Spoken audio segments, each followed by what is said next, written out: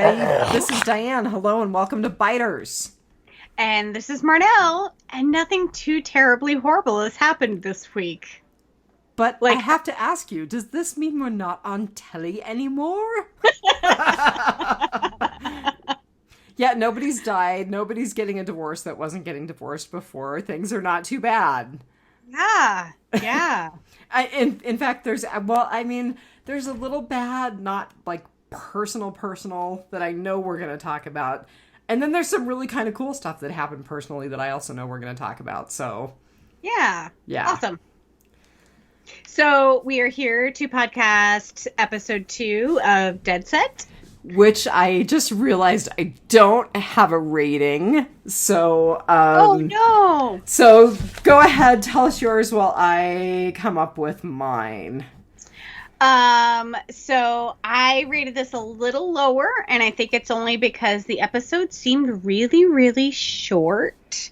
I feel like this wasn't a very, in-depth episode. It was like a middle book. So I rated it a 4.0 normalites. Oh, I liked that. I liked the guy referring to himself as a normalite. A normalite, yes, yeah. I like that very much. Well, last time I rated it a 4.0, and I'm going to rate it a 4.0 again, because even though it was short, I thought it was pretty good. I mean, I'm not, die hard into this series, but I'm enjoying it. Yeah. And I said 4.0 soiled trash bins out of 5 in the corner. Oh, my God. Have you watched ahead? I have not. So, like we talked about last time, I had gotten partway into episode 3 when I stopped and realized I wasn't really paying attention. So this time, since we have agreed that we're going to podcast episode by episode, I'm not going to try to watch ahead. I'm just going to watch a little bit before. So we'll watch it together because we're going to be together. Something that I'm pretty sure happens in the next episode because of what happened in this episode. I thought it was happening in this episode, but something else happened. And I was like, okay, so maybe it's either the next episode or the episode after that. And it's like my favorite thing in the entire series. Very good. For those of you who have watched the whole thing, you probably know what I'm talking about. So stay tuned. Very good. All right, so I have some numbers. It had 1.03 million views, so it was down about 400,000 viewers from the first episode, but, still pretty respectable for something that probably didn't get a huge amount of promotion. Right. I don't know. I could be completely deceiving myself because I don't live in the UK and don't know how big Big Brother was and how big Dead Set was. It has a 92% on Rotten Tomatoes, but to be fair, there are only 12 reviews. So, and the title of this episode is "Can the Housemates Keep Angel Alive?" And at first I was like, okay, I'm 15 minutes into this episode and I'm not quite seeing how this title has come about yet. And then by the end of the episode, I was like, nope, the answer is nope. Right? Nope, you got bit. Get the F out.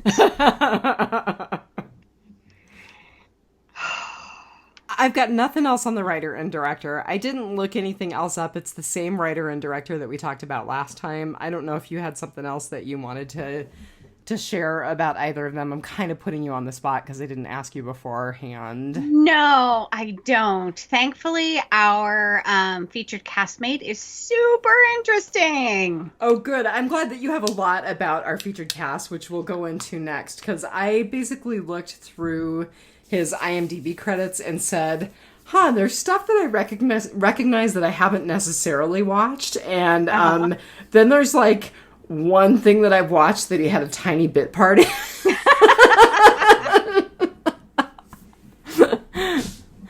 So our housemate is Andy Nyman, who plays Patrick, who I'm learning to love to hate. Right. I love to loathe the guy. So what did you recognize him from? So I can't. So I recognized things that he's been in. Right. So the soon-to-be ex-husband really liked the movies Kick-Ass 1 and Kick-Ass 2. I didn't ever watch those with him, but I recognized the name. Andy Nyman. Bleh, let me try this again. Andy Nyman. I haven't even had that much to drink. Is in the second one. I recognized him being in Peaky Blinders, which it's on the list. It just hasn't made it to the top of the list. Ditto. I was not into the Despicable Me movies, but he's in Despicable Me 3.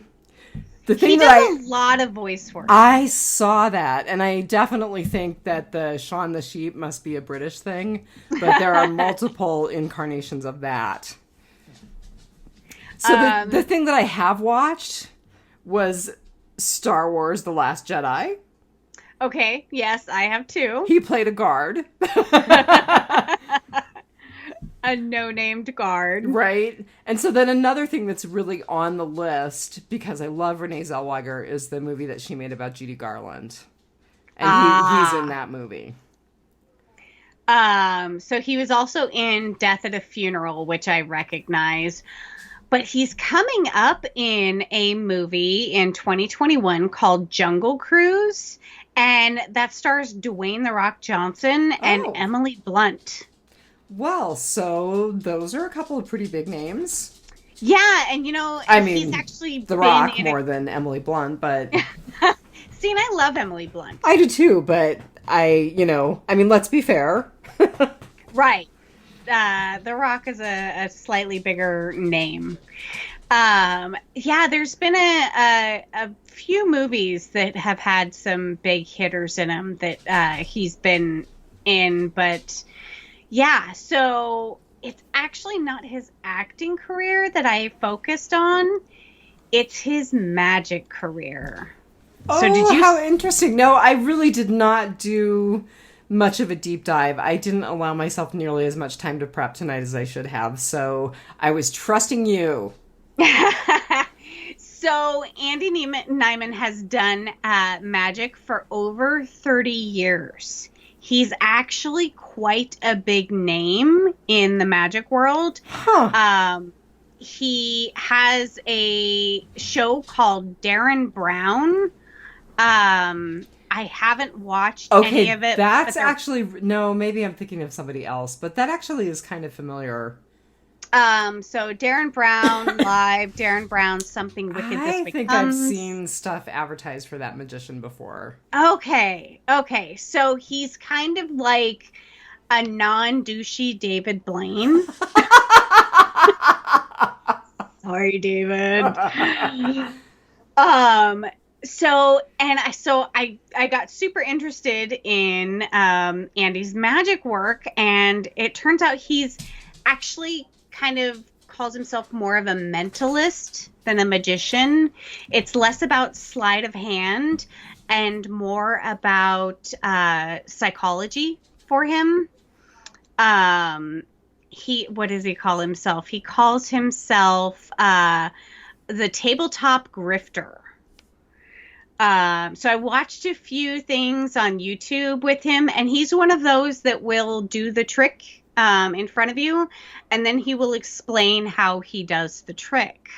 So I thought that was super interesting. He is so a mentalist is someone. It actually encompasses a huge. It's a huge tent of types of, I want to say, magic, but the performances may appear to include hypnosis, telepathy, clairvoyance, divination, precognition, psychokinesis, mediumship, mind control, memory feats, deduction, and rapid mathematics. It says mathematics.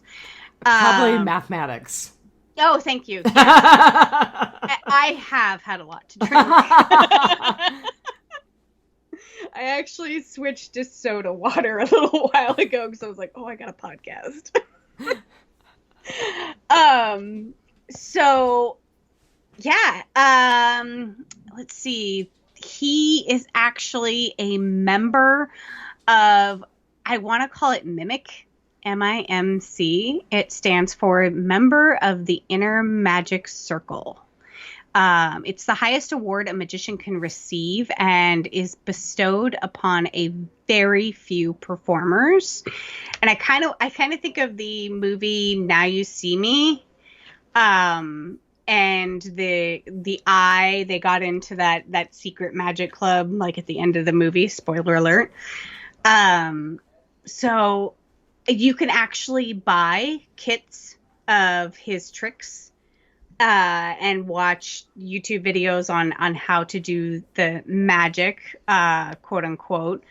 But yeah, it's really, really interesting that he has had this enormous career in magic, and then he was like, I'll go into television. Well, and movies. And he's actually had a fairly big film career, too. He had 72 IMDb credits as an actor. I mean, that's pretty impressive. Yes, and he has produced and written, and yeah, so he's actually got a much more storied career than I anticipated, because I wanted to do a different cast member, but when you said let's do Patrick, I was like, oh, okay, let's do Patrick. Oh, are we going to be able to do the cast member? Okay.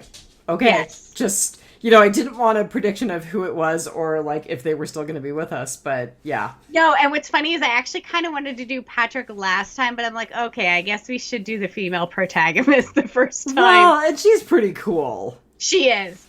And of course the story kind of mostly centers around her and her boyfriend, so it's kind of like them centric. I don't like the boyfriend. Tell me I'm going to like him more. I think you'll like him more. I can't entirely predict that. He's pretty flat, pretty one-dimensional. But I have a hard time liking her, because she, like the first thing we really know about her is she cheated on him. Right. So that sort of makes it a little tough. But so yeah, I was super interested in Andy Diamond's magic career over his film career, but he definitely does have he's stage, screen, and theater, and magic. So is there anything on... So you said Peaky Blinders was on your list. Is there anything else on his list that's on your list? Okay. So there kind of is. And it's by title only. You know how you buy a bottle of wine just because of the label? Right. I kind of want to watch the TV miniseries Psycho Bitches. I kind of did too, but because he plays Henry VIII. Oh, yeah. Okay. That's funny. So, yeah. I think, Peaky Blinders and Psycho Bitches, because I've already watched Minions. Which is the Despicable Me movies, right? Yeah. So yeah, I'm so totally lame that... Yeah, he did voices in Despicable Me and the Minion movies, so... Aren't they one and the same? No, the Minions got their own movie. Oh, okay. I'm not that cool, so... And that's a pretty amazing feat, consider they don't actually speak.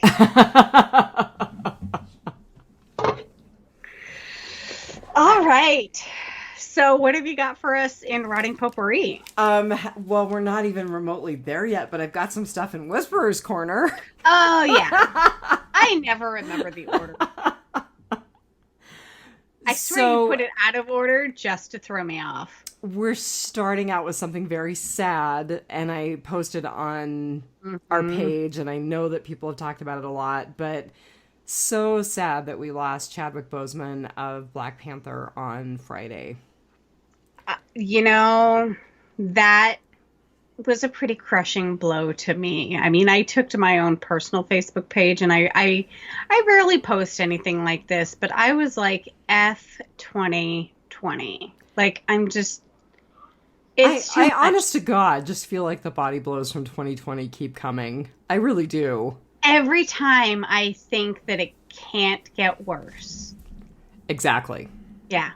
I'm like, this has to be the pinnacle of horrible. And then someone like Chadwick Boseman dies.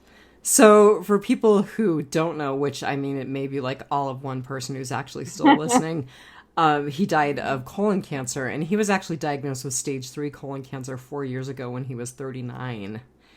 And which is really young. And was sick when he was filming the Avengers movies and Black Panther and hid it. And I was rewatching Black Panther and I was like, man, he was built. He was in amazing shape. He looked amazing. I would have had no idea he was sick and going through surgery and going through chemo. And I mean, he was amazing. I can't confirm this. I haven't actually done the timeline, but I saw a tweet and I actually screen capped it so that I could remember to talk about it. During the time that he was sick, he gave us Civil War, Marshall, Black Panther, Infinity War, Endgame, 21 Bridges, and In the Five Bloods. Oh, no, and Lord... The Five Bloods. Yeah. Yeah. Yeah, no, I mean, he was diagnosed in 2016. So that's 4 years of work. God. It's almost like, you know, he knew his time was short and he wanted to get everything in there before I don't know. You know, I was looking at him and I was thinking, none of us ever knows when our time is up. No. But so ABC broadcast Black Panther on Sunday night, and it drew commercial free, right? And it drew 6.1 million viewers. They also did a thing, and I don't know if they showed it before or after. I'm assuming they showed it before, called A Tribute to a King, or A Tribute for a King, where they interviewed various folks who knew him, including several people from the Avengers movies. And I will tell you, I tried to find the whole thing. I was hoping that ABC would release it so you could watch the whole thing, and I didn't find it. But I watched some clips, and Don Cheadle's tribute to him really made me tear up. It was really good. Yeah, I didn't actually get a chance to watch any of that, but I can already tell you that the cold and dead inside shed a few tears for Chadwick. Oh my gosh, and I don't know if you posted the thing or looked at the thing that I posted on Facebook, but the thing where people are talking to the movie poster of Black Panther saying what the movie meant to them on Jimmy Fallon, and then he and Jimmy Fallon like come out from behind a curtain and surprise them. Oh, it was wonderful. It's worth watching. It was wonderful. Oh, I think I might be mentally prepared for that in about a week. As long as nothing else terrible happens. Oh, but so, yeah, I feel like he was diagnosed super early. Colon cancer usually doesn't present until the 50s. Well, so, I mean, there are people who get very rare, I shouldn't say very rare. It's typically an older person's disease, but there are definitely young people who get it. We don't start screening for it until 50. There are some relatively new guidelines that are suggesting that we should start screening as early as 45. But screening means you have 0 symptoms, and we either do an occult blood test on stool, or we send you for a colonoscopy. And like I said, screening means 0 symptoms. And so this is just a little PSA for our listeners. If you are having any stool changes, if you are having diarrhea and that's not your baseline, if you're having constipation and that's not your baseline, if your stool bulk changes, like you have normal bowel movements, I know I'm talking about poop on a podcast, but here we go. If you have normal bowel movements and they become like really thin and ribbony, anything like that, that's a stool change that needs to be evaluated. If you have blood in your stool, if you have stools that look like they're dark and thick like tar, those are changes that need to be evaluated. I don't care if you're 20. I don't care if you're 70. But yeah, Chadwick was diagnosed pretty young. Yeah.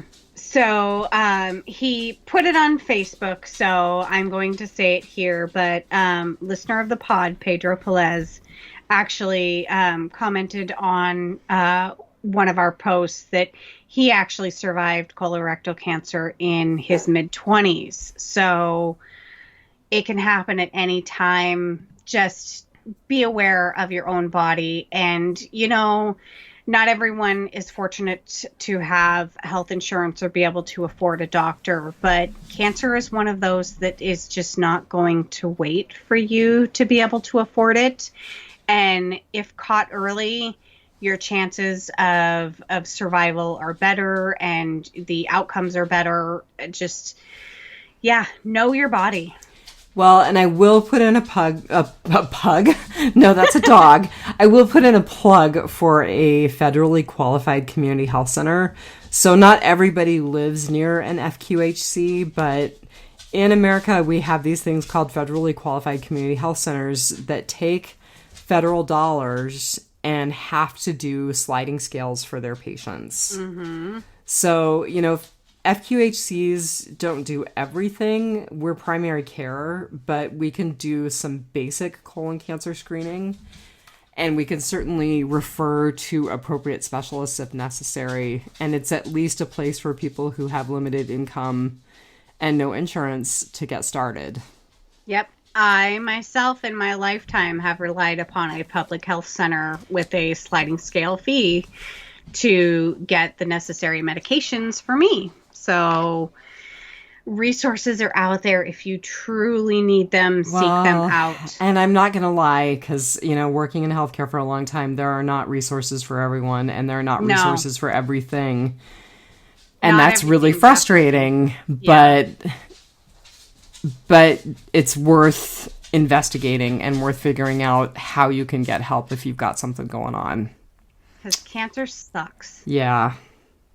So I am just going to say, on a positive note about Chadwick Boseman, I definitely want to watch Da 5 Bloods, which is a Spike Lee movie. Yes. I want to watch Marshall, where he plays a young Thurgood Marshall. And even though it's sports ball, I want to watch 42, which is the movie where he plays Jackie Robinson. Oh man, every time I'm like, oh, it's a sports ball movie, I wind up liking it. Like I'll always be really late to the party. I'll be like 5 years late and I'll be like, that was an amazing movie. And I put it off watching it because it's sports ball. Well, this is a special sports ball movie. Yep. All right. I'm sorry, but now that I'm in a tiny house right by the door, you can hear Smalls barking. Smalls needs to go outside. And we're back. This commercial break brought to you by My Dog's Small Bladder and Absolute Vodka. And LaCroix, which I have become addicted to now. And albuterol. Yes, and albuterol. I had to actually help move some office furniture around today, so I stirred up a ton of dust, so my asthma is killing me. Okay. Anything else you want to say about Chadwick Boseman other than Wakanda Forever? Wakanda Forever. Long live the king. Yep. Ugh. All right. So on to The Walking Dead. We talked a little bit, I think, last time about how there was going to be a... Well, no, we didn't. I think we talked about the rebroadcast of season 1. Right. But they're also going to rebroadcast all of the episodes of season 10 that have been shown so far so that people can rewatch before episode 16 plays. Yep. So I read today that they're actually going to do a thing called episode diaries, where each of the episodes that was previously shown has a new, behind the scenes / interview diary that goes with it. Yeah, I did see that. I was hoping you would talk about it. It kind of looks like it's got a ton of cast and crew that kind of did it behind the scenes, which it's funny. I wonder if they shot this footage for the DVD compendium and they're like, oh crap, we need content because of COVID. So they're like, we'll just release this. I'm sure that they're trying to do whatever they can to make fans happy, considering they've had to wait so long for episode 16. Yeah, and we're going to be waiting so long for season 11, which I think, like, we're waiting for episode 16 because it's the season finale of season 10, but not really, because now they're extending season 10. Right, so it's just kind of a middle book. Yeah. Another thing that I ran across was that Jeffrey Dean Morgan was supposed to be up for a role in season 3 of The Boys, the show on Amazon. Oh, that would be amazing. I didn't quite get if it was going to be a recurring role or a cameo. It sounds like it was going to be a recurring role, and then they were talking about possibly a cameo. But basically because of COVID-19 quarantines between the US and Canada, which The Boys, pardon me, is apparently shot in Canada, they're like, yeah, we don't think it's going to happen. So... COVID ruins the day again. Right. Stay tuned. You never know. It might happen, but it sounds like it's not going to happen. So I did actually, while I was doing some work in my bathroom a couple of weeks ago, I rewatched season 1 of The Boys in order, like, I caught it, like, right the next day season 2 dropped, and I, like, binged season 2. And God, I love that show. Okay. I love an anti-hero. Another one that is supposed to be on my list. And, so that and The Watchmen, I got partway through and I just have never finished. And now I'm like, I just have to restart it. Oh, yeah, you do. The Watchmen is pretty amazing. I was a fan of the movie, but I'm also a fan of the show. And I feel like they're two completely different universes, and I know comic book people are screaming at me right now. No. So I actually was talking to friend of the pod, Todd, last night about exactly this thing, and he was like, the movie was frame for frame the graphic novel, but it was so apparent that the writer and director of the movie, like, didn't get the point of the graphic novel. Oh. And he's like, now... Damon Lindelof, I'm sure I'm slaughtering his name. He did Lost, and he did The Leftovers on HBO. He actually, I can't remember if he was the writer, director, or producer, or all of the above for the Watchmen series. But basically, he got approached repeatedly, and finally, apparently, he, like, texted a friend and said, should I do this? And his friend was like, yeah, when are we doing this? Oh, that's funny. And so, from a huge fan of the graphic novel, not a big fan of the movie, Todd is a big fan of the series. Oh, good. So, see, and like I said, I feel like they're two different universes. I like them for separate reasons. This series was just amazing. And The Boys, I just can't say enough about them. But I mean... Negan would fit right into The Boys universe, the anti-hero. Jeffrey Dean Morgan, I can totally see. I mean, he was in Watchmen the movie, like, there's that relationship. And I didn't love him in... There's not even any relationship between the Watchmen and the Boys, other than there's a possible JDM role in The Boys. Exactly, there's a possible JDM. So I feel like. Okay, that was an interesting contortion you were doing there. And I was totally right along for the ride for a second there. TV, movies, music, it's all incestuous.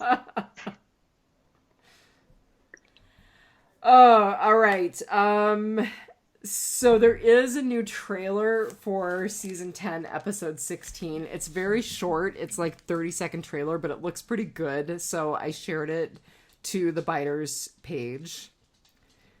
There's also going to be the traditional, like, preview that they do with Hardwick of the upcoming season, but they're actually using it, since they don't have a season 11 to preview, they're actually using it to preview the episode 16, the long-delayed episode 16 of season 10.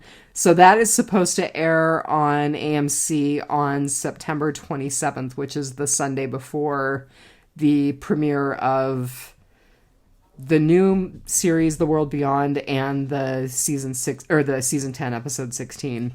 It's like 4 weeks from right now. Oh from my when we're God, podcasting. that's insane.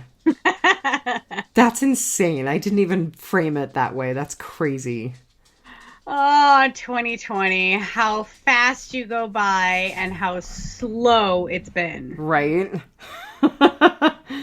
Let's see. There is a new Fear teaser trailer out, and I didn't even watch it. I read the description of it, and basically it shows like Morgan's bloodied eyes, and there's a voiceover that says, "Morgan Jones is dead." And I was like, how lame is that? They're pushing it so hard that he's dead that I'm like, he's totally not dead.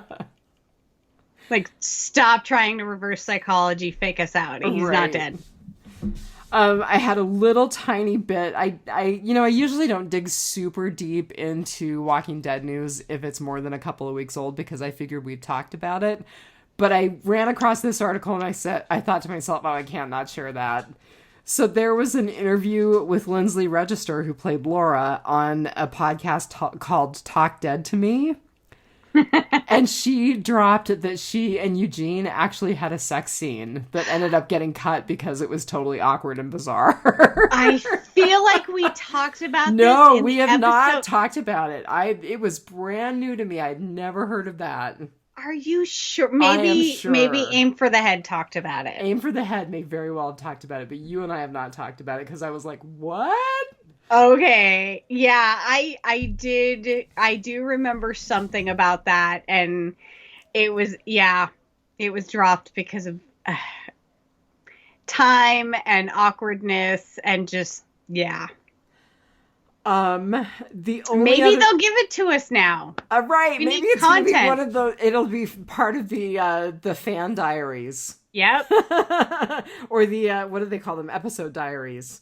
Right. Oh my God, that would be hilarious. We need to agitate for that. The only other thing I have in Whisperer's Corner is that Thomas O'Mara private messaged me today and said that he contacted Fandemic 3 days after they said that they were rescheduling the con and said, I don't think I can make it to the 2021 con. There's no way I can get guaranteed I want a refund. And they refunded him.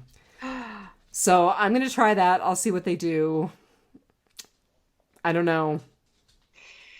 Yeah, the squeaky wheel gets the grease, you know. I can see them not on their side. I can see them not wanting to, not being able to giant refund loss everybody. Of funds, yeah, that they're not able to. But people who truly don't think that they can make 21, or I mean, even not sure at this point because that's a really long time out. Yeah, I mean, I don't want to say the ship has sailed, but.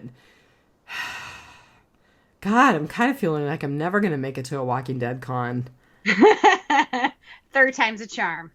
Well, this would be... Second time.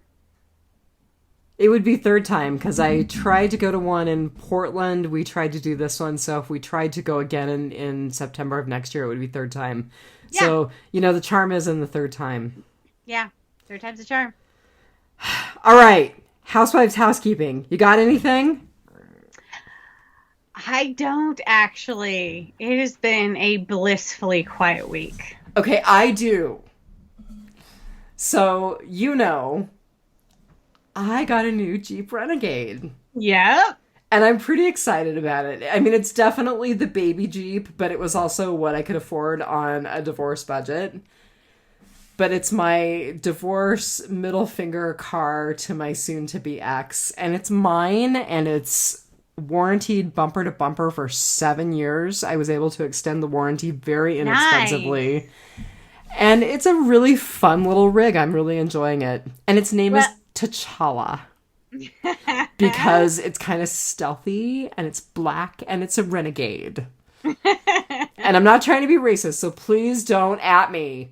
It really is. I mean, I got it the day that Chadwick Boseman died, and it just seemed appropriate, and I always name my cars. So, and it's super good looking, so it's only appropriate. Yeah. I heard you corner Jeeps on two wheels. I cornered my Jeepster on two wheels by accident one time. I heard you were a little scary to drive with. My Jeepster, it doesn't have a lift kit on it. It's not lifted, but the springs are turned around, so it looks lifted, which makes it very top heavy. And when you don't know there is a 90-degree corner coming up and you take it at 65 miles an hour, you have a tendency to put your Jeep on two wheels. And it was super scary, but it makes for a really good story 20 years later. I'm not letting you drive T'Challa. I am not letting you beat up my rig that way. It didn't hurt it. Uh-huh. And that was when I was so young and dumb and in a hurry to get places. And now I'm like, no, they can wait on me. Well, I'm not late. Everyone else is just early. I don't know. I heard you were a little scary. I am a scary driver. I am the youngest of 5, so I was, of course, the last to get her license. So I am used to being chauffeured around everywhere I go. And I also have a visual problem that makes me have poor depth perception, so I can't parallel park with crap. So I fully admit that I am a terrible driver, but I have great insurance rates because I am very careful. I'm terrible, but I'm careful. So I have, knock on wood, I have not been in an accident in quite some time. I don't have your vision issues to explain it. I'm just a terrible parallel parker. Does the Jeep have a backup cam? It does have a backup cam. Yay! I love it. I love it. I love it. I will never live without one again. Oh my God, it's the best thing ever. And it also has this function where if you use the auto start, if it's under 40 degrees outside, which we're headed there really fast, it automatically turns on the heated seat and the heated steering wheel too. What? I know, right? We're so spoiled. Like, I can start my truck from my phone in bed, or like from my phone up to a mile away. It's delicious. Like, you know, I think I can do that with the Jeep as well. I just need to like go through all of the install it. Yeah. And I like have 12 months of Sirius free that I need to install, and I mean, it's been a really busy weekend. I seriously think the technology was started here because the first guys that had it in town, the reason why the guy who installs it here in town brought it to town was because we have miners, like actual like Are you gold talking miners. About auto start? Yes. Okay. Actual. You like, had to share miners. that for people who listen who may not know what that is. Okay. Auto start? No, just like you had to be a little clearer about what the people brought to Juneau. Yeah. Yeah. Okay. So the miners actually get ferried out to where they mine, and they get ferried back in, and they're out for like 2 weeks at a time. So leaving your vehicle parked in a ferry parking lot for 2 weeks in the wintertime, you come back to an ice box. So up to a mile away, they were able to start their vehicles that were sitting in the parking lot. And so that is why it actually came to Juneau. I swear to God, like, we pioneered the technology here because like it was so necessary. I can't imagine what we did before this. Like, I don't know if spouses came and picked people up, or if people actually had to try to pry their doors open on their cars when it's like 20, 40 below. Spouses? People have spouses? They used to. So the young lady whose parents live up the hill, who own the horses and the property that I'm on, her husband has been helping her parents haul horses all summer. So she lives in Michigan, and her husband was up here again, and I was like, hey, have you misplaced a husband? Oh, my bad. You could say the same to me. I'm kind of digging the being alone thing. I'm kind of digging it. I didn't realize how miserable I was. Yeah. I knew that you were going to be okay. I mean, it's definitely one of those things that's highly variable from day to day right now still, but, I'm going to be okay. Yeah. Yep, you are. And should we spill what's happening next weekend? So, the other housewife has a doggo hostage. He's adorable. He's such a cute little puppy. Oh my goodness. So, the other housewife has an 8-week-old lab puppy who is going to... She still calls him her brother-in-law. I'm sorry. He's my former brother-in-law in Juneau. And you're coming to pick him up, the dog, not the former brother-in-law, next weekend. So I am. The housewives are going to be reunited. At last. Although I was going to say there. you were just up here, which I had totally forgotten about, and you had to remind me because, August was kind of a blur. I have traveled more during the pandemic when you shouldn't travel than I have in the past 5 years. Oh, at least this one's, the last one was in state, but at least this one's in state again. Right. And you're kicking up. God, I can't talk tonight. You're picking up a really cute puppy. I am. I mean, this will be my adorable. Second dog transport in a couple of months. Holy cow. And this little puppy has the biggest ears on a lab puppy that I've ever seen. And they're so soft and they're so translucent. They're just beautiful. So the reason why I'm picking it up is it's a bred hunting dog for our brother-in-law that his son, our nephew, got him for his birthday. Isn't that amazing? So I do have to say the fact that a 14-year-old kid was willing to spend an ungodly amount of money on his father. I am not going to say how much money. That's pretty amazing. Yeah. That's, it's pretty awesome though, because the puppy is adorable and he'll be an amazing hunting dog. And, you'll have him for at least 15 years probably. Labs are usually more like 12, but yeah. Okay. So I have to tell you, by the way, that we did, before we went to the airport to pick up mother and sister-in-law, take the puppy to Cabela's because I'd never been shopping at a Cabela's store before. I mean, I've bought from them before, obviously, because I live in freaking Alaska. But you've never been to a physical store. I've never been to a physical store. I am here to tell you that if you want to date, take a hunting dog puppy into a Cabela's, because I could have had just about any man or woman in that store. Oh my goodness. So I've pretty much decided that when the housewife is ready to not have sleepovers, because that's never happening again, if you don't turn into a pizza after midnight, you don't get to stay. But I've decided that the housewife is going to have to borrow a puppy and go trolling at Cabela's.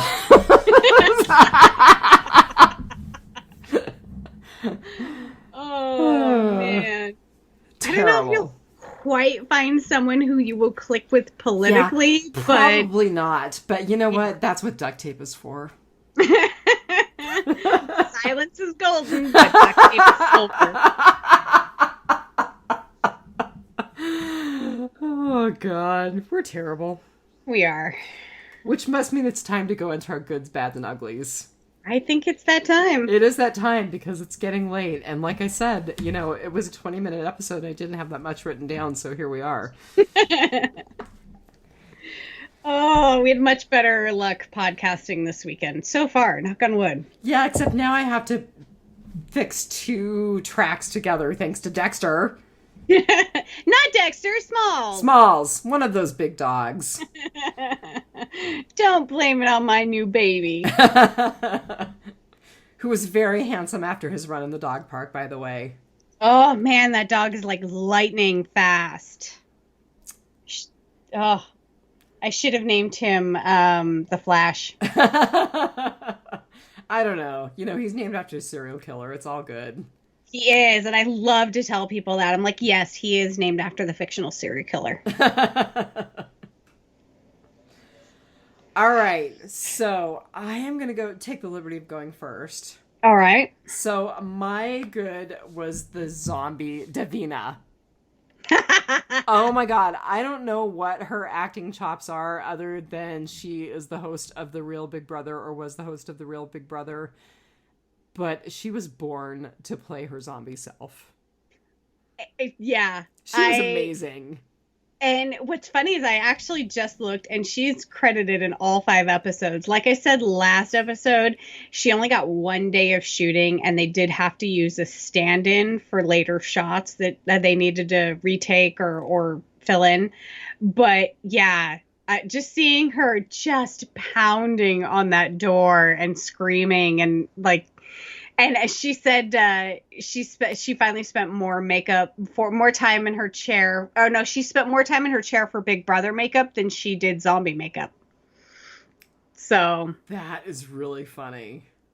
Yeah, really, all you'd have to do is put a little fake blood on me in the morning, and that's what I look like. Oh my god, that's really funny. Yeah, you know, there's a lot to be said for wearing a mask at work all day. It's pretty forgiving. Right? Yeah. Like I said, I had to go into work today to move office furniture around. So jeans, t-shirt, put my hair in a ponytail, and I was wearing a face mask. So I'm like, a girl could get used to this. Don't get me wrong. Like, I love my Sephora VIB Rouge status, but yeah, that may lapse. Oh my god. So, like, speaking of getting dressed up and buying things, do you want that ruggable? Maybe. Because I'll have to bring a large suitcase. I'm over it. I do not need something that labor intensive in my life. I don't think you're going to need a huge suitcase. Anyway. So, ruggable, 0 stars, would not recommend. 1 star, somewhat bad. Do not recommend if you don't have a washer and dryer of your own. Point taken. All right. Good. Guns from eBay. Really? Who is this chick? I love her. I think there's more. And we'll talk about her a little bit more because I think there's more to there's more to her than that. Oh yeah. She is my good. I absolutely love her that she just comes screeching up, shoots the zombie in the head, and is totally willing to shoot the other guy in the head. And she's, like, open the door, get supplies, Except she didn't say it quite that politely. No. Like, she is just, everything that she kind of went through where, he's like, I'm trying to, like, get in the right headspace or whatever, I'm trying to wrap my head around this. And she's like, have you shot your best friend and watched your head explode and picked out pieces of her skull bones from your jumper like cat teeth? Wow, that was graphic, but awesome. She's just like, she's total survivor mode, and I love it. Like, I love her. I am not up on UK laws, so I know that hunting rifles are a thing over there, but I know they have to be way more strict than they are over here. So it really surprised me that she was just a crack shot with that rifle. I can say that zombie that she shot over the hill, when he's like, are you sure that was one of them? And she's like, no.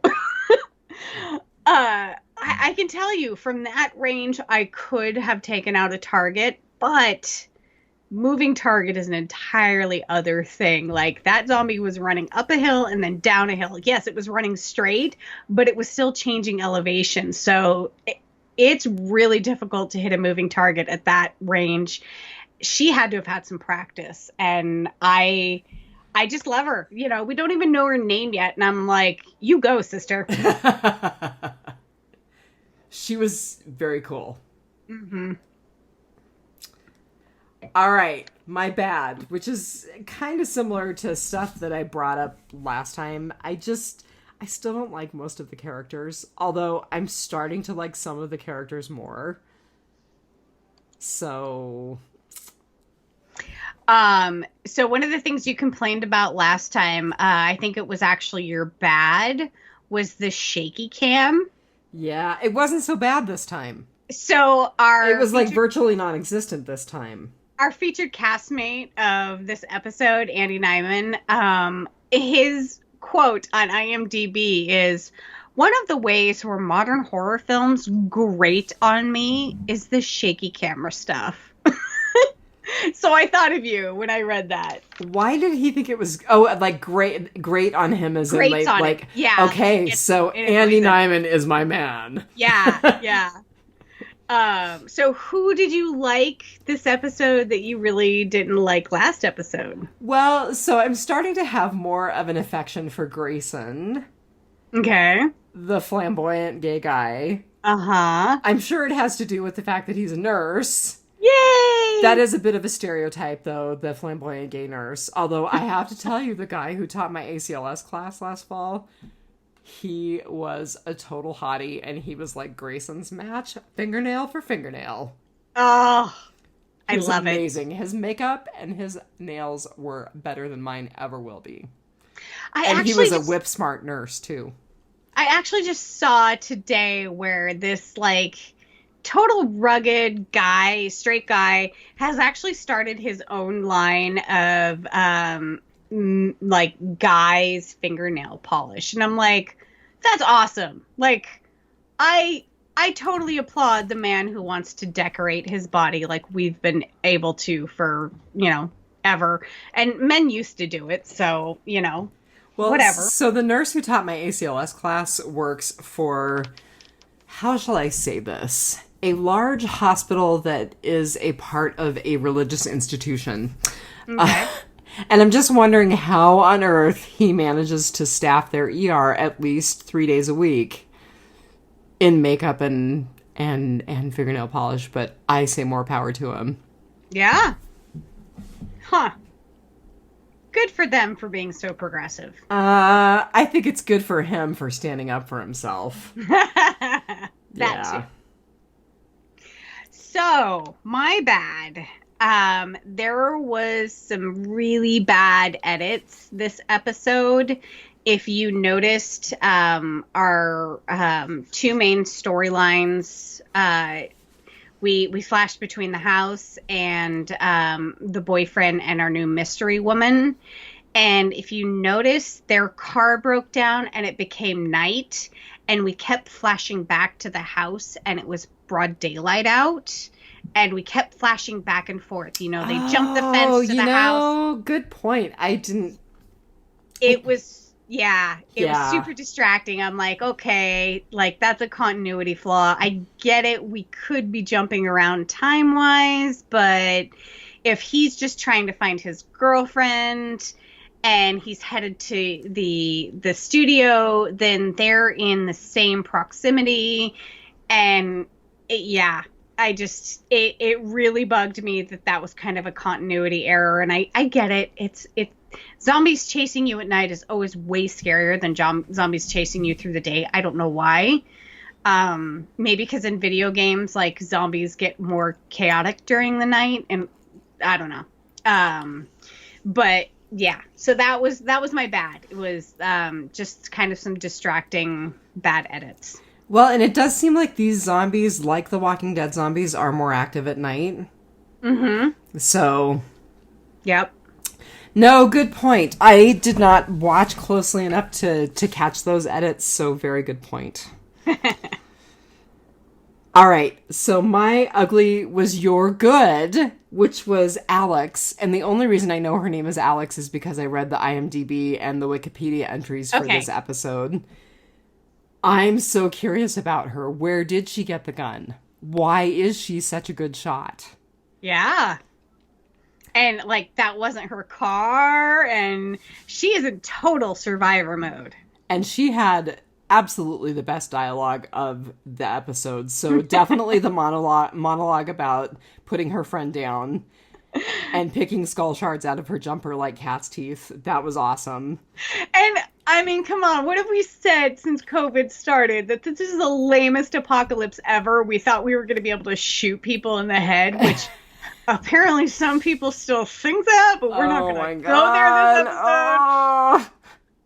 Bad. Too soon.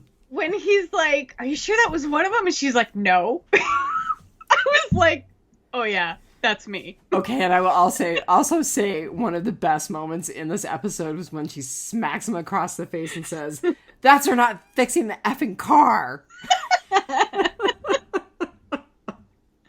I really like her. I love this woman. Yep. This woman is my spirit animal. I love this woman. Yep. She is on my zombie apocalypse team. Yes, definitely. Yep. So, my ugly was also kind of a good ugly in that I love to see these two because they deserve each other.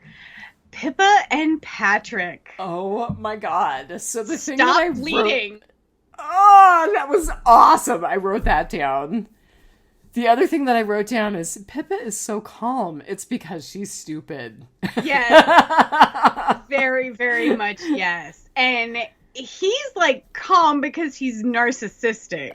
Excellent. Very good. These two absolutely deserve each other. And I would laugh my butt off if these were the last two people living on the planet. Like that would just be so deserving of both of them. I feel sorry for Pippa because she's really just dumb and vapid. Yeah. You know, but Patrick is awful and he deserves to spend an eternity with somebody he loathes. So like at one point when he was like adjusting the fabric of his pants, I was like, please don't. No. I hope he's not doing what I think he... Oh, thank God he's not doing what I think he's doing. Oh, man. She was horrified when he started peeing into the garbage. What else are you going to do? Like, I'm kind of on his side in this one, because when you got to go, you got to go. Like, what else are you going to do? Right? Right. Yeah. So... she's going to have to go at some point if they stay in there long enough. Oh, no. She doesn't sweat or excrete in any other fashion. Right? She's too pretty. She's not been hydrating either, which is really... Well, neither has he. He's been dehydrating with champagne, but whatever. Oh, I'm pretty sure no wonder at this his point, urine smelled so horrible. I'm pretty sure at this point he's just trying to keep an alcohol blood level. Not a blood alcohol level, an alcohol blood level. Look, I am totally embodying that remark in like the last 6 weeks of my life. I get it. Oh, and man, he's going through some withdrawals without that nicotine gum. I just... like, all of the chemical imbalances and the personality clashes in that room is just amazing. And the hummus ones have gone off. I just love everything having to do with these two. Like, I could, like, literally, you could just do those two in a Big Brother house, which is just one room without a bathroom. And I would watch forever. Like, until they killed each other. I do think the next time that soon-to-be ex says anything to me, I'm going to look at him and say, stop bleeding. Stop bleeding. Oh, man.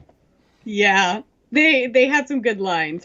He called her an infant, and I'm like, wait. No, he called her a fetus. A fetus, that's what it was. A fetus. And I'm like, wait, is that an insult in the UK? Like, it's super funny, but I don't know if I completely get it. Yeah, I get it. She's being infantile. She's being a baby. Like, stop whining. Stop bleeding. Stop bleeding. Northerner. Yeah, so that was my ugly. Well, so that launches us pretty far into Rotting Potpourri. Mm-hmm. So I have to say, one of the things that I loved from very early on in the episode was the housemates kind of going through all of the various and sundry conspiracy theories about how the zombie apocalypse happened. I'm just going to mention that. I wrote that down. GM food, Wi-Fi, terrorists. I'm just like, Oh, and how everyone's going to blame it on the 5G. You know, like I hear and see so many conspiracy theories about that. I'm just like, oh, and then to have them say it's the Wi-Fi or the GM food or loony gas, I'm just like, that's totally exactly where people would go. It's exactly where we are. Yep. Yep.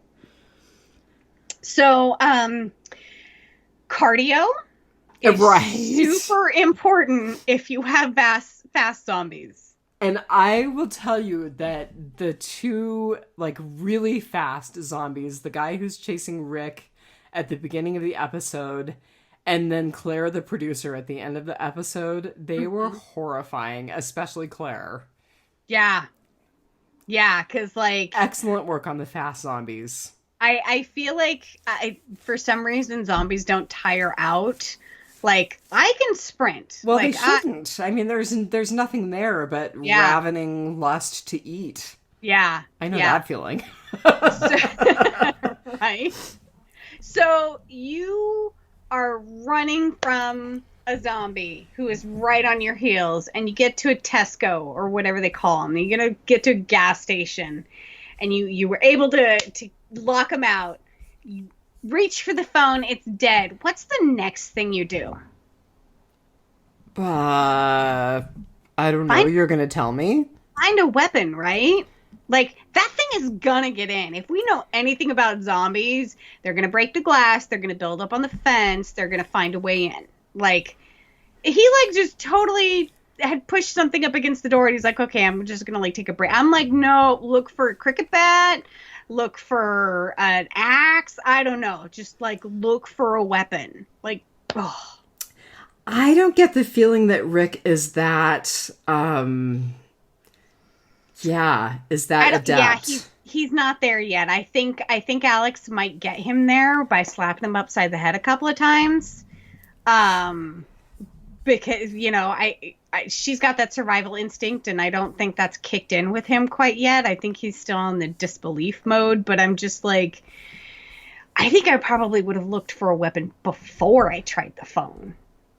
You know? I don't think they get it yet. No, I don't either. I see how the Big Brother cast doesn't get it because they've been stuck in a house for 60 days and all this went on without them hearing a peep about it. But, you know, Rick was like robbed of his truck and, you know, he's been now chased down by a zombie. So, like, just like, dude, get with the program. Yeah, I'm not impressed with him. Not yet, no. 0 stars, very bad, do not recommend. That's going to be the joke forever for you and I now. You know this, don't you? It is. And I also like 0% interest. 0% interest. So ask me funny. about financing. Oh, man. Again with the Patrick and Pippa thing. I love it when she's like, you're going to use up all the air. Oh, I know. You don't even understand how breathing works, do you? This is not a submarine. Everything is just colors and shapes and the occasional noise in your head.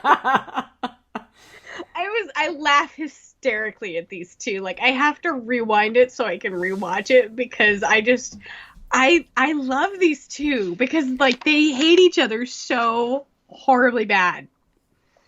Oh. You know, I have often thought it would be kind of nice to be that dumb. Right? I mean, really, because it's kind of painful to be intelligent. And I know I'm selling myself really, really, really, really long there, but it's kind of painful. I just think blissfully unaware would be so relaxing. Yeah. Yeah.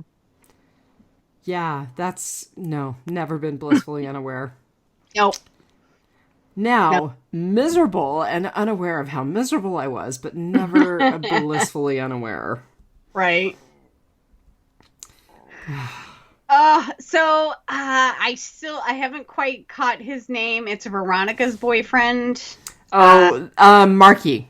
Marky. He's the guy who hurt himself at the end of the episode. Right. So he actually didn't get bitten last episode. We had discussed this, and I think right. you so had thought so it must have been like some unnamed, unimportant housemate that that Kelly was cleaning up and hauling off. Yeah, that's right. Or like one of the cameramen or something that was in the camera run with her. Yeah. I mean, it was... Yeah, because totally had bashed off with the fire extinguisher. But yeah, so Marky's okay. Well... Angel is dying. And Marky's got a jacked up wrist, but... Right. Angel is definitely dying. Yeah. So, it's so funny when she amazingly found rope in the Big Brother house, which is not a thing. Like, unless it's part of a task, like, I don't think they're going to give, like, psychologically disturbed people rope. They're stuck in a house for like 3 months. Like, I don't think that's going to be laying around in a basket somewhere. So getting over that, I love it when she hands it to, what's the guy that you like? Grayson. Yeah. And she's like, tie her up. And my immediate thought was, well, you really only have to tie her feet. That right? is terrible and hilarious. I mean, just tie her shoelaces together. It'll be fine.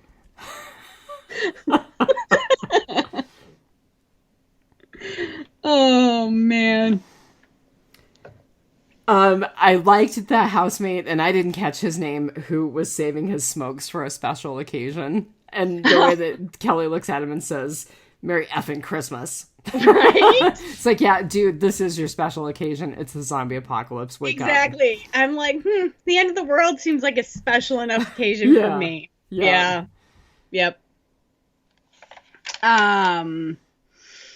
So when Rick and Alex go into the house that miraculously has a fence with barbed wire around it, just saying. I don't know who lives there, but for a minute I was like, are they back at the big... No, they're not back at the Big Brother house. I'm very interested in your house. I mean, I think it needs to be a brick wall with some razor wire on top of it, but yeah.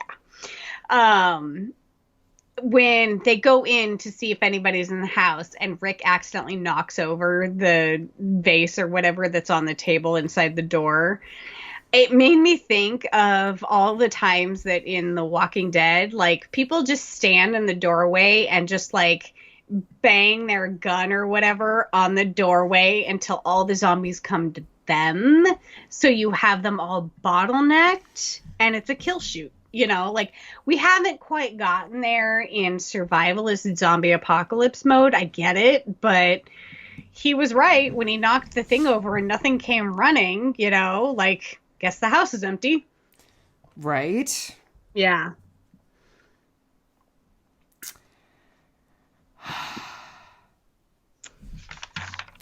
I know, we're like, okay, what's next?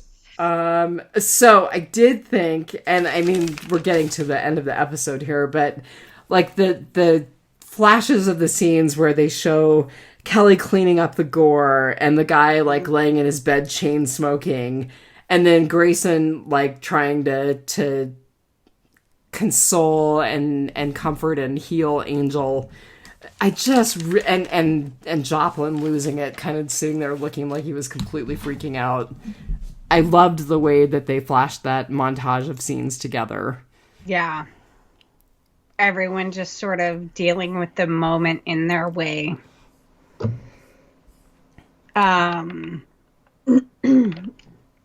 So the police, did they have... I think I watched I may have rolled into the next episode. You did roll into the next episode because I don't remember anything. Okay, the band, good. The actual police, I don't know. Okay, good. I did roll into the next episode because this episode was so short. Like they crammed a whole bunch into it. I love it when they're standing up on the roof and, Kelly's like, I have the keys to the van. And she's like, that's part 2 of the plan. And right. The guy's like, what's part 1? And she's like, I don't know yet. Oh, yeah. So you're getting a little bit more into it. Oh, I am going to say one more thing about the interaction between Rick and Alex. So where she's like harping at him to get the car running, and he says, this whole resentless criticism thing of yours is really effing sexy. That made me so angry. I'm like, that is such a mansplaining way to deal with that. It flared up all of my hatred for men right now. So like, I'm not trying to be sexy in the moment. I just want you to start the effing car. Right. This is not about sexy. This is about survival. Go away. Yeah. Quit thinking about your little brain. Yeah. Yep. Oh, that made me mad. Really made me angry. Oh, man. That's funny. I know. I'm terrible. We are. The scene of the zombies on the road, like as they're contemplating how they're going to get to the van, totally lines up with the scene of the zombies on the road when Morgan is looking out, trying to get his wife into view so he can put her down in season 1 of Walking Dead. It's like the two of those scenes could be cut from the same cloth. Yeah. It is definitely a very familiar scene. Yeah. Kirkman definitely did some borrowing. Good for Kirkman. Actually, AMC did some borrowing. Good for AMC. Yeah. I think we're all just borrowing from each other at this point. It's very rare to have a truly original idea. So if you're going to redo it, just do it well. And I think Kirkman does it justice. So. And...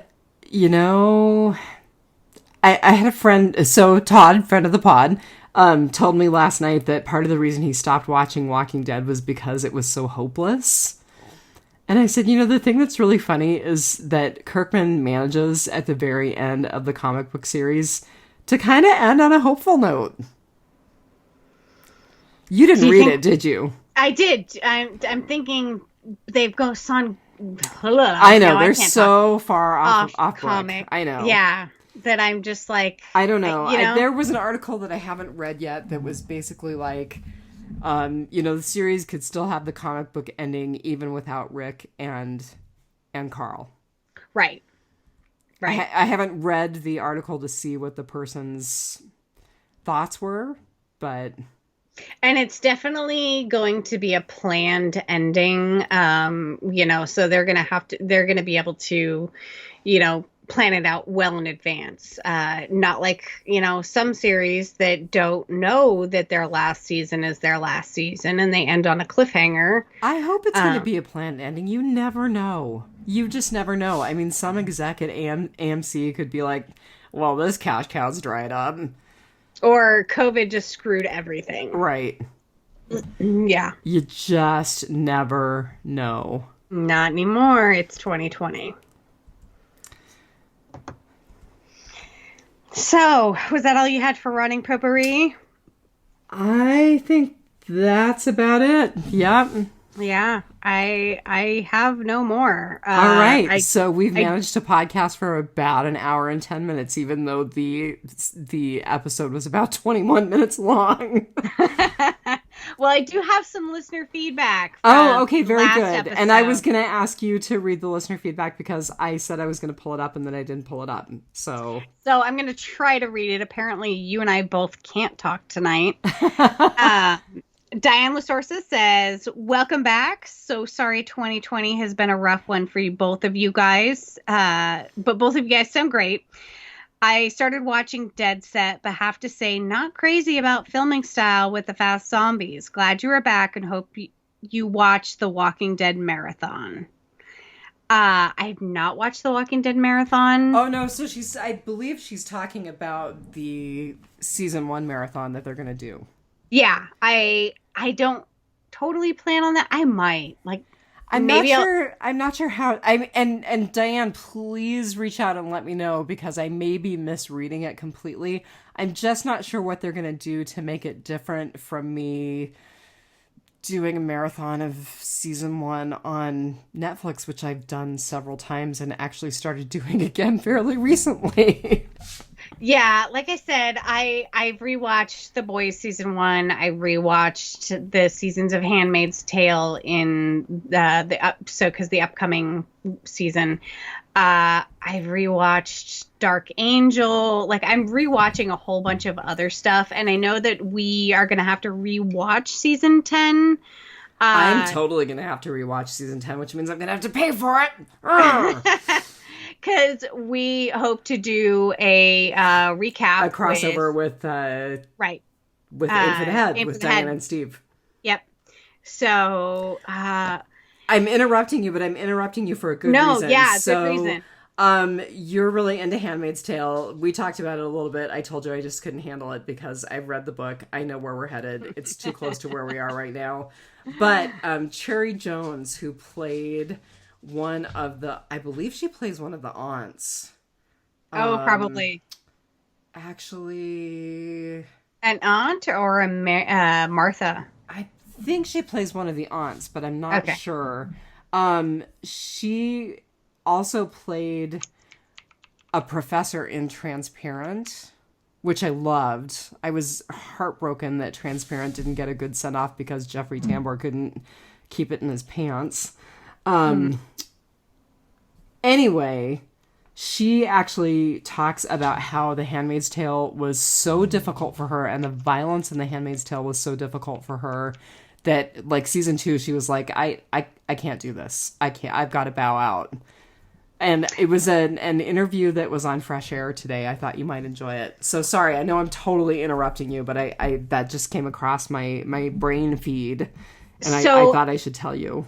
And what comes across my brain feed is that is completely valid, because Mandy Patinkin had a problem with the basically the sex and violence mixed together on Criminal Minds, which is why he was out in like season 3, I think. Oh, that's really early on. Huh. Yeah, is because he just, I mean, he kind of was heard like, he is a terrible actor to work with. That he's really? like really not a nice person, which bums me out because he's so talented. He is, and I love that little tidbit about him playing Inigo Montoya. His father had just died, I believe, of cancer. Oh my God, I didn't know that. Yeah, so when he played Inigo Montoya and he was looking for his father's killer, and he found the Six Finger Man, and he, you know, the Six Finger Man is like, I'll give you anything to spare my life. And he's like, I want my father back, you son of a bitch. He was channeling everything that had happened to him that year. Oh, that's kind of cool. It is. It's very sad, but it's kind of cool. Yeah. I mean, it was very cathartic for him. So, yeah. I just love, I mean, he was in Dead Like Me as one of the Reapers. I love Mandy Patinkin and all of his roles, and I'm totally off topic now. It's because I interrupted you, and I don't even remember what all you were going to say. I was reading viewer feedback or listener feedback. Oh, yeah. So Dianne, please let me know how it's going to be different watching the season 1 marathon that they're doing on AMC versus watching it on Netflix, because I'm down for it if they're going to add something to it. Yeah, if they're going to add like the diaries or something. Okay, so you totally have more viewer feedback. I'm sorry. I do. So Richard Mark Wilson, welcome back. I remember watching this first around the UK 2008 and loving it, referring to Dead Set. Curious to hear what you think and if you get all of the references. And I think I probably said, well, Marnell probably will because she watches Big Brother. But... Yep. I watched Big Brother. It has sadly been off the air for a couple of years. So, and of course now We don't know if anything is ever coming back ever again. It's the end of the world as we know it. And then our friend Steve Baldwin from Aim for the Head podcast. This one's a long one, so strap in. D&M, welcome back. You have been missed. First off, I'm really sorry that 2020 is treating both like a redheaded stepchild. Yes. I resemble that remark. You gals definitely need a hug. Well, socially distanced hug to you, Steve. Oh, did you hear Smalls? He's like, you guys are going on too long. Oh, God, he better do that on cue again. That was hilarious. Sorry, Steve. Go ahead. So, at some point it would actually be nice to meet you and Diana in the flesh and get a not socially distanced hug. That's what we are pushing for in the future. Please, to God. But like the greatest person in history of people recently said, it is what it is. Keep your heads up and soldier on, because there is a reasonable chance that there is a light at the end of the 2020 tunnel and is not an oncoming train. I'm not so sure about that. I'm looking forward to hearing your goods, bads, and uglies for this series. I do have to disagree with you on one of your points. I've watched a grand total of 0 seconds of Big Brother in any of its flavors, colors, or styles, and I absolutely love this series. So I don't think being a BB fan really enhances the viewing experience at all that much. Do you, Steve? Do you? That's a bit of a joke between him and I. So I think it's just me, is it just me, or do you gals think that the attitudes of Patrick and the BB contestants in episode 1 are eerily similar to the way a large portion of Americans are handling the current COVID unpleasantness? Oh my God. Glad you're back. Stay safe. Take it one dead day at a time, and don't forget to always aim for the head. Because body shots just don't work. They really don't. Nope. And, I do think that there are some people that are in some major denial. It's like, well, it hasn't affected me, so it's not a thing anymore. And I find myself also getting complacent. I was just saying the other day how I socially distance and I very rarely go out. I work from home. I wear a mask whenever I go into any place. But I think that while I always was diligent on washing my hands, when COVID became a thing, I became obsessive, and I'm no longer obsessive about it. And I find that I've come home and unpacked the groceries and changed my clothes and pet the dog, and oh crap, I didn't wash my hands when I came home.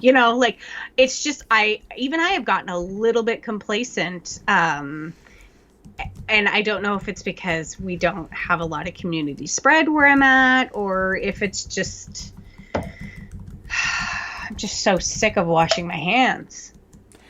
Well, give it time, because the junior senator from Alaska was just in the Mat-Su Valley this weekend for some sort of Mat-Su festival, and there was not a mask to be seen, and there was definitely not 6 feet of distance. So I'm sure that if he has a chance to swing through Juneau, he will help with your community spread. So everyone set your calendars for 2 weeks from now.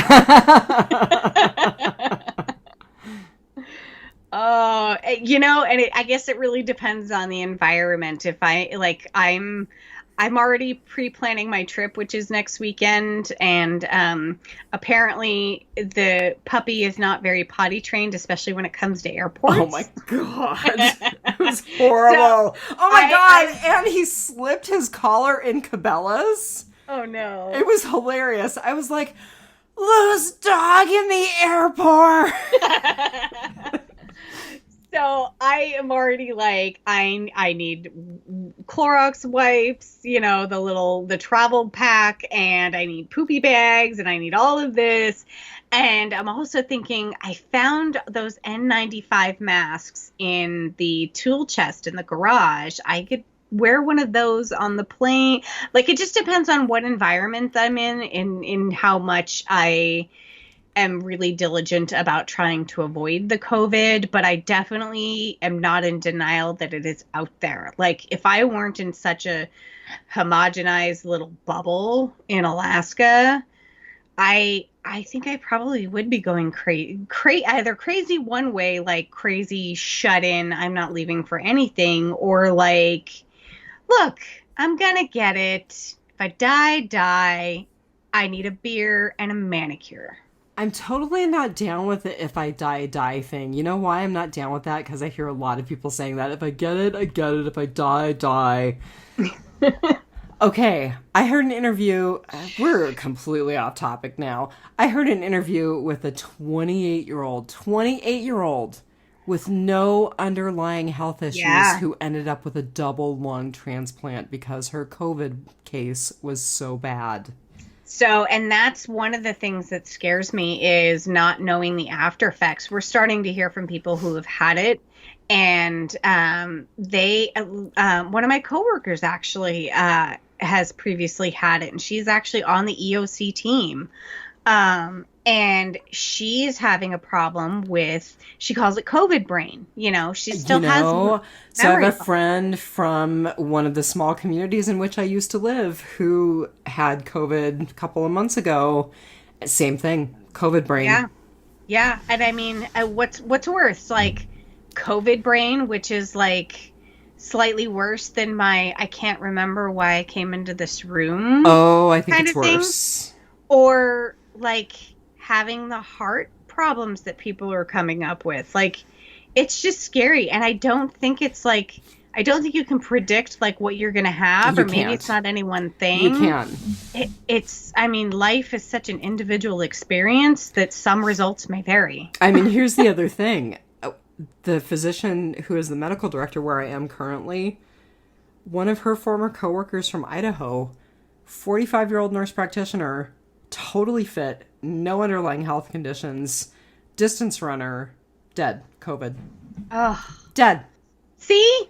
This is why I drink and eat carbs. My doctor's like, your triglycerides are over 500. You need to cut your diet and start working out. And did you discuss phenofibrate with your nurse practitioner? I did not. You need to. I know. I have to go get the over the 40 test that only women have to get. I get to go get my boob smashed. Oh, please. That has nothing to do with your triglycerides. You need to deal with your triglycerides. That's going to kill you faster. Yeah. Well, I mean, we could all die of COVID tomorrow. And there's supposed to be a comet that passes between us and the moon here soon, so that could hit us. It has like a 1 in 42 million chance. And I don't know about you, but I'm voting for Comet 2020. Maybe it'll be the comet that brings the red dust. That's where the zombies will come from. Oh, I see what you did there, Steve. Oh, Night of the Comet all over again. That would be amazing. A girl can dream. Yeah, I just want a chance to use my noisy cricket if the apocalypse actually happens.